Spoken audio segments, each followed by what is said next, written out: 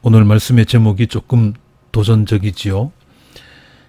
진화하시겠습니까? 도태되시겠습니까? 진화하시겠습니까? 도태되시겠습니까? 어떤 답을 기대하고 이런 질문을 던지는지는 잘 아실 줄 믿습니다. 여러분이 이 땅에 사는 동안 한순간도 끊임이 없이 성령님께서 생명의 기운과 우주의 에너지를 충만히 공급해 주시기를 주님의 이름으로 축복합니다.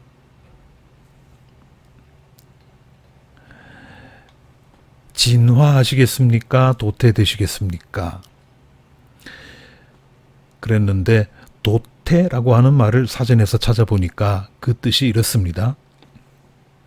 생물 집단에서 환경이나 조건에 적응하지 못하는 개체군이 사라져 없어지는 일. 생물 집단에서 환경이나 조건에 적응하지 못하는 개체군이 사라져 없어지는 일이다. 이렇게 되어 있는데 어떤 생물체든지 환경이나 조건의 변화에 제대로 대응하고 적응하지 못하면 종 자체가 사라질 수 있다. 그런 말 아니겠습니까? 긴 세월 동안의 자연 역사에서만 그런 것은 아닙니다. 짧은 세월을 사는 각각의 사람에게도 우리에게도 그대로 적용됩니다. 세상은 빠른 속도로 변하고 있는데 사람이 그 변화에 대처하지 못하면 그건 살아있어도 사는 게 아닌 상태인 겁니다. 조금 심한 말로 하면 산송장이 되는 거죠. 목숨은 붙어 있지만 사람 구실을 하지 못하게 된다는 말입니다. 사람이 한평생 사는 동안 얼마나 많은 일들을 겪습니까? 얼마나 많은 시련을 겪어내야 합니까? 그런 일들이 생겼을 때 어떻게 대처하느냐, 어떻게 대응하느냐, 거기에 따라서 그 사람의 운명은 달라집니다. 전에 이런 말씀을 드린 적이 있죠. 사람은 시련 때문에 망하는 것이 아니라 시련에 대처하는 태도 때문에 망한다. 시련 때문에 망하는 것이 아니라 그 시련에 대처하는 태도 때문에 망한다. 그랬습니다. 아무리 큰 시련이 닥친다고 하더라도 대응만 잘하면 무사하게 넘어갈 수 있습니다. 그뿐만 아니라 그 시련을 오히려 전화위복의 계기로 삼을 수도 있습니다. 올해 2020년 상반기 동안 우리는 전대미문의 시련을 겪었습니다.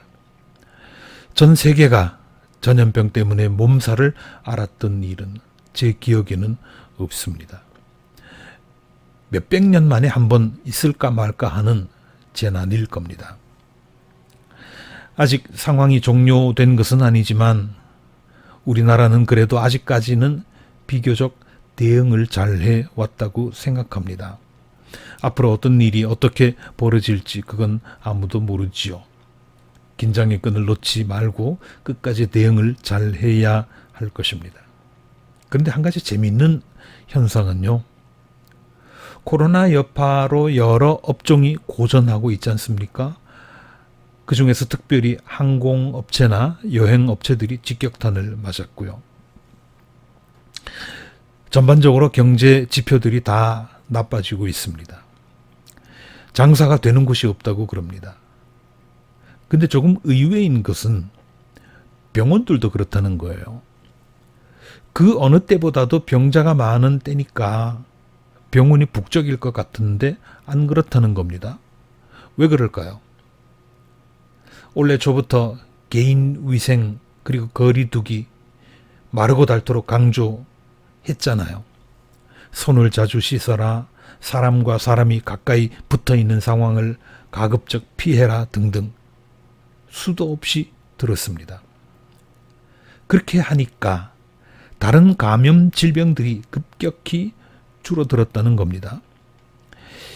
질병관리본부가 감염병 현황을 집계를 해봤더니 바이러스 때문에 생기는 급성호흡기 감염병 입원 환자가요.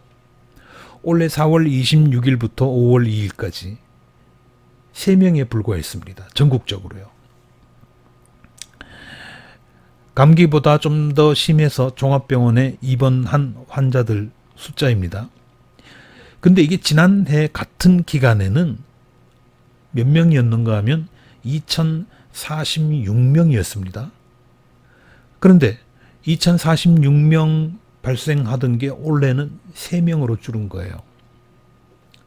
엄청나게 줄은 겁니다.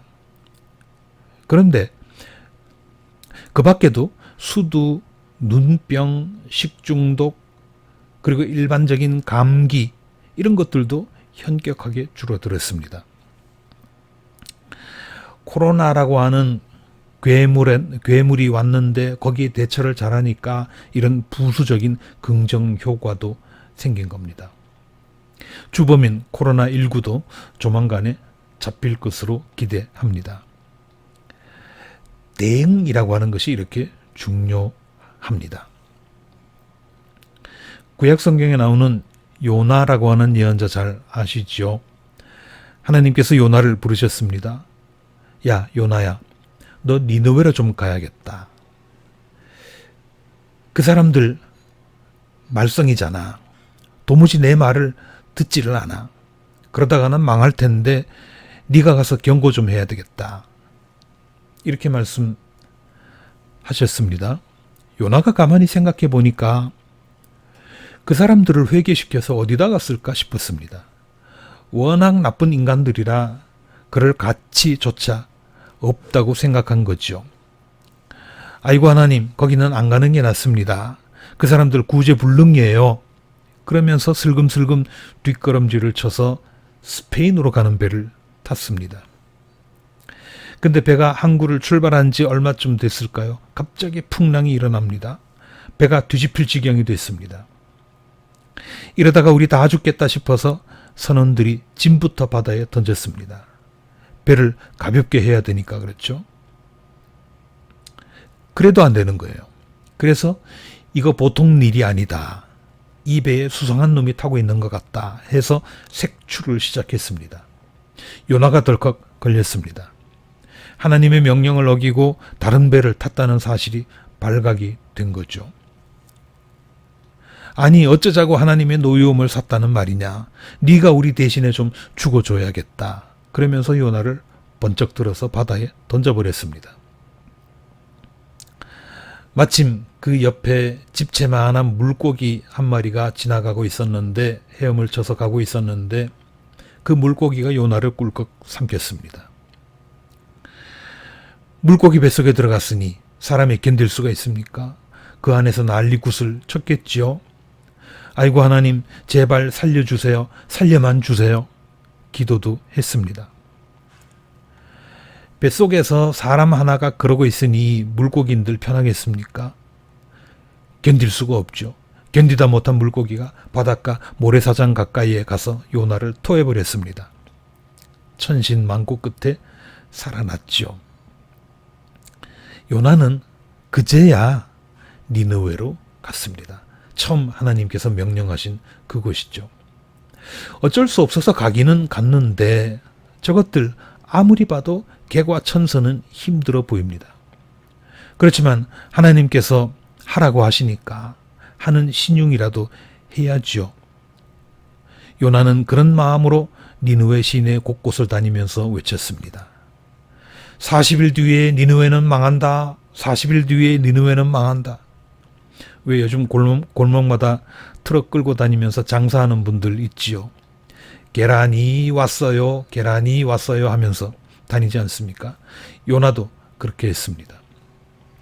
40일 뒤에 니느웨는 망한다. 40일 뒤에 니느웨는 망한다. 그런데 이게 웬일입니까?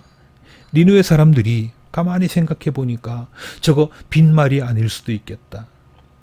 그런 생각이 든 거예요. 겁이 덜컥 난 겁니다. 그래서 임금부터 시작해서 모든 시민들이 회개 운동을 벌였습니다. 쇄신 운동을 벌였습니다. 죄를 뒤집어 쓰고 회개했습니다. 그렇게 해서 멸망을 피할 수 있었다 하는 것이 요나서에 나오는 얘기입니다. 요나가 가만히 생각하니까 화가 솟구치는 거예요. 하나님한테 혼나서 그렇지 않아도 성질 나는데 왜 그런 우라병에는 남 망하는 거 보는 거 그게 약이 되기도 하잖아요. 니느웨가 망하는 꼴을 보면 스트레스가 좀 풀릴 것 같은데 그게 안 되는 겁니다. 그래서 씩씩거리면서 하나님한테 되들었습니다. 하나님 그거 보세요.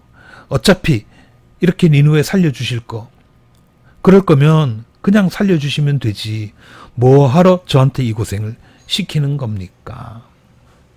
그러면서 산으로 가서 조그마한 원두막 하나를 지었습니다. 거기 들어 누워버렸습니다. 파업을 한 거죠. 한숨 푹 자고 일어나 보니까 햇볕은 쨍쨍 내리쬐는데 이게 무슨 일입니까? 덥지가 않은 거예요.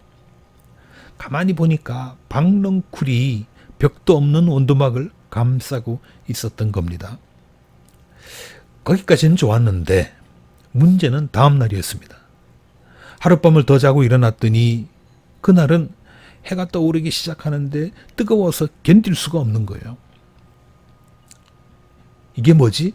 하면서 봤더니 벌레란 놈이 박넝쿨을 다 갉아먹어 버린 겁니다. 욕을 버럭했습니다. 아이씨 성질나서 못 살겠네.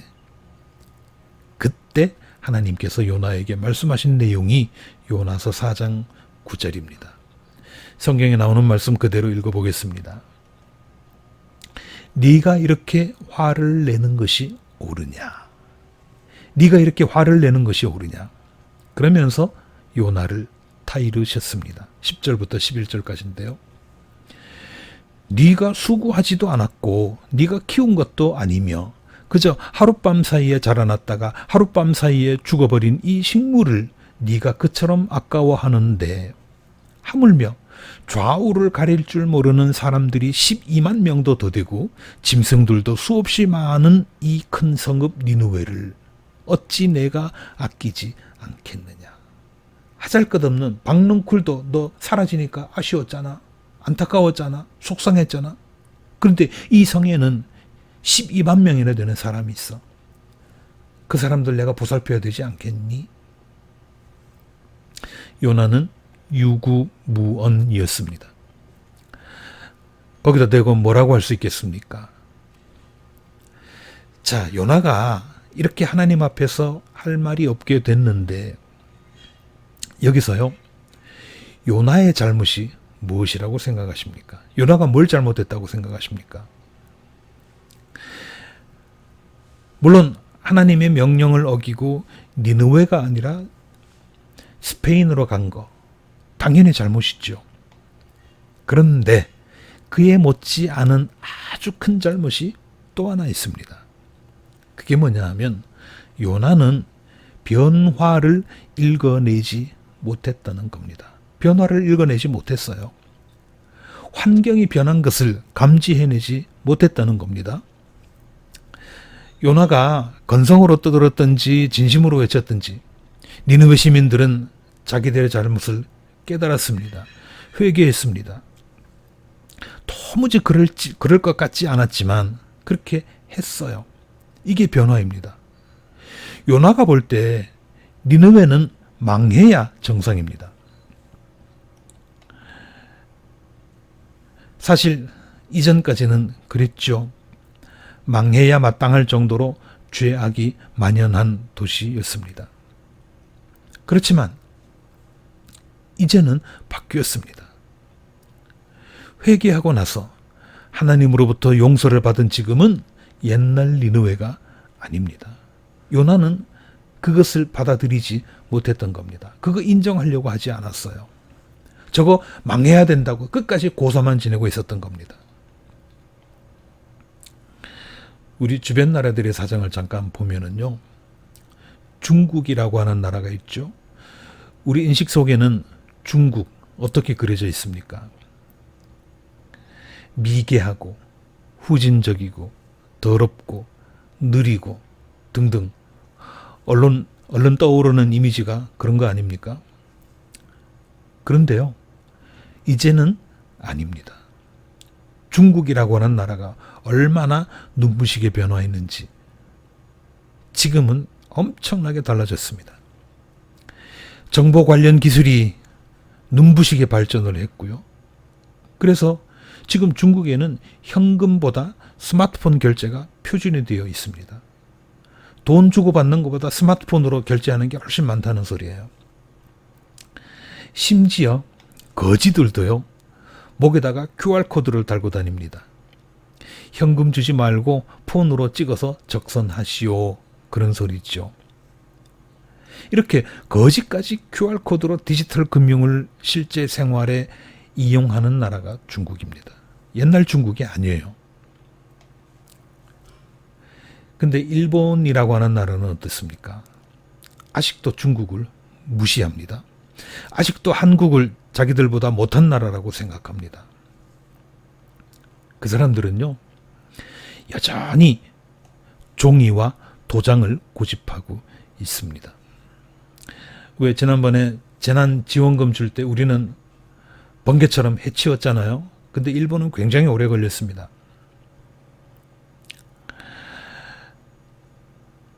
혁신하지 않으면 그렇게 G2라고 할 정도로 경제 발전을 했던 일본도 머지않아 크나큰 위기를 맞이하게 될 것입니다.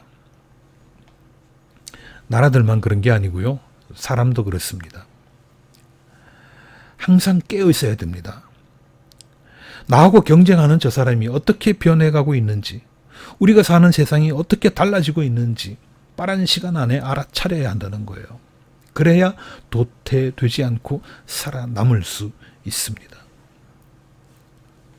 그렇기 때문에 우리는 늘 깨어서 기도해야 하는 겁니다. 성경에서 괜히 깨어 있으라고 강조하는 게 아니에요. 하나님이 빅데이터의 근본이라고 지난주일 말씀드렸죠. 하나님으로부터 지혜를 얻어가면서 끊임없이 소통해가면서, 그게 기도 아닙니까?